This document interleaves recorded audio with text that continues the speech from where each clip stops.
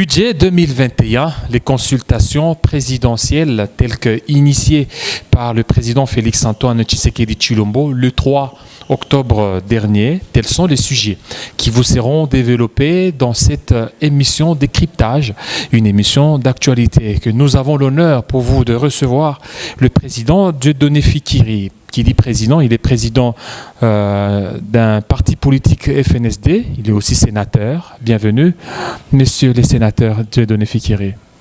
Merci beaucoup. Voilà, le budget a été adopté au niveau de l'Assemblée nationale, au niveau du Parlement, un budget de 6,9 milliards de dollars. C'est vraiment une régression par rapport à l'exercice budgétaire de l'année passée qui était évalué à 10 milliards. Qu'est-ce qui a expliqué cette régression? Écoutez, je crois que pour mieux comprendre la régression à laquelle vous faites allusion, il serait intéressant de remonter un peu l'élaboration et même l'adoption des différents budgets antérieurs que le pays a connus. Si vous vous rappelez très bien, en 2018 par exemple, nous avions un budget émanant des aspirations de nous en tant que Congolais, voulant réaliser un niveau important au regard de nos ambitions. Ça veut dire nos aspirations, nous avons tenu à les transformer en une réalité budgétaire, sans commune mesure avec notre capacité effective de mobilisation. Ce qui est arrivé, c'est quoi? C'est que nous nous sommes retrouvés, par exemple, en 2018, nous avions un budget qui tournait autour de 10 353 milliards, 10 353 milliards, mais à l'exécution, nous n'avons pas atteint ce niveau-là. Ça a été pareil également en 2019, où on a affiché les mêmes ambitions, à l'instar de 2020 d'ailleurs. En 2018, nous avions aussi affiché les ambitions de 10 352 milliards, mais nous ne les avons pas atteints.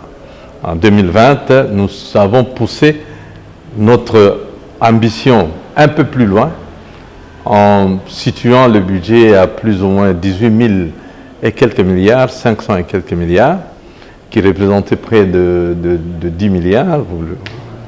Mais déjà, en commençant l'exécution dès le début de l'année, on a senti l'essoufflement.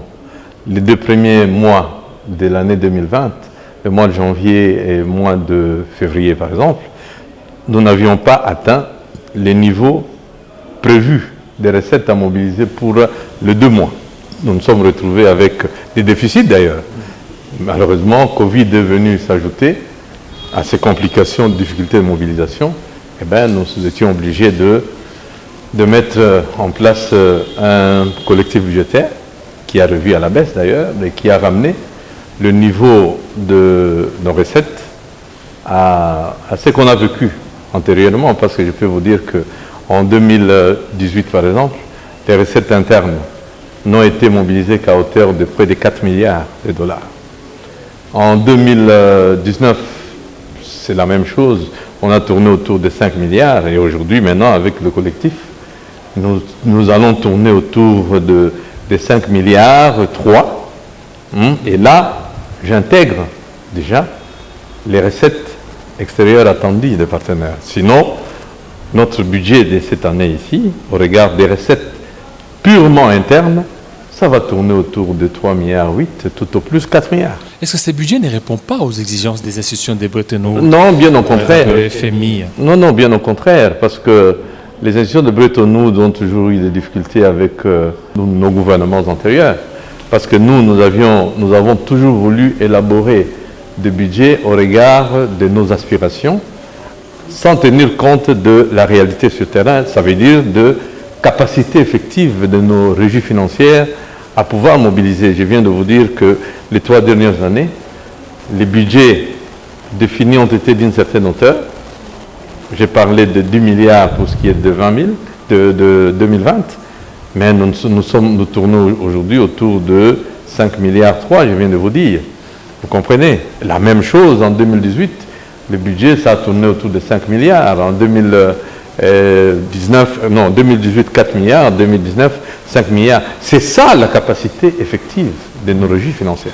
Alors s'il en est ainsi, la RDC fait face à beaucoup de défis, des défis économiques, des défis sécuritaires. Ça demande vraiment beaucoup de moyens, mais avec les budgets des 6,9 milliards, d'ailleurs vous parlez de 5,3 milliards, comment allons-nous arriver à pouvoir résoudre tous ces problèmes? Ben écoutez, je crois qu'en réalité, nous devons travailler à l'accroissement de la mobilisation des recettes intérieures. Et ce ne sont pas les possibilités de mobilisation qui font défaut. Je pense que c'est la volonté de nous-mêmes, Congolais. Si je vous renvoie à la mobilisation accrue des recettes, vous pouvez constater que nous-mêmes, nous faisons échapper beaucoup de recettes au trésor. Sinon, pourquoi nous évitons de mettre de la transparence, par exemple, dans la gestion des secteurs porteurs de croissance? Parce que vous devez savoir que les recettes sont tirées du produit intérieur brut. Ça représente une quotité tirée du produit intérieur brut. Mais aujourd'hui, ce produit intérieur brut de la RDC connaît sa progression à travers les secteurs extractifs, qui est le secteur minier, à travers les bâtiments et travaux publics, et même à travers la télécommunication. Et c'est là où également on constate que bon, il n'y a pas la transparence dans la gestion de ce secteur. Vous comprenez?